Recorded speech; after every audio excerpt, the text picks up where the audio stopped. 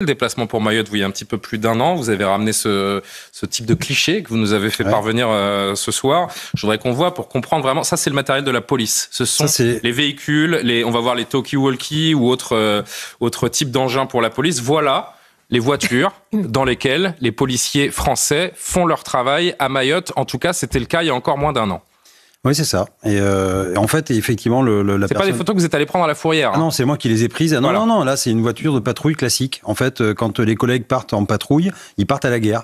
Ils emmènent le lance-grenade. Ça, c'est voilà. Rafistolé, rafistolé, parce que le matériel se détériore très rapidement. On a l'impression que c'est des jouets bon tant pis pour les gamins. En fait, c'est nos radios. Et c'est le seul lien qui nous maintienne justement en vie. Comment maintenir la sécurité quand soi-même, on n'a même pas les moyens on donne même pas les moyens à la police d'avoir du matériel décent et de quoi impressionné, j'ai envie de dire.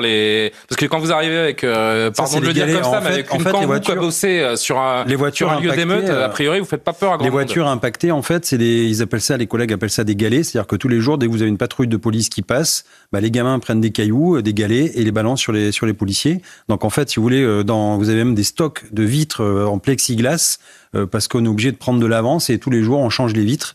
Et les collègues, quand ils font leur patrouille, pendant plusieurs heures, ils ne peuvent même pas ouvrir les fenêtres. Il n'y a que la clim, parce que s'ils ouvrent les fenêtres, il y a des collègues déjà qui ont été blessés. Qu'est-ce qu'elle a changé cette opération Wambushu, en fait ? En fait, ça a été une grosse opération, alors qui a fait du bien, parce que sur le coup, effectivement, on a mis les moyens, on a remué un petit peu tout ça. Sauf que derrière, encore une fois, c'est la pérennité. C'est-à-dire, qu'est-ce qu'on fait derrière de façon pérenne ? Et en fait, on se rend compte, on a un CRA, un centre de rétention administratif, qui est le plus gros de France. Il y a plus de 20 000 expulsés chaque année.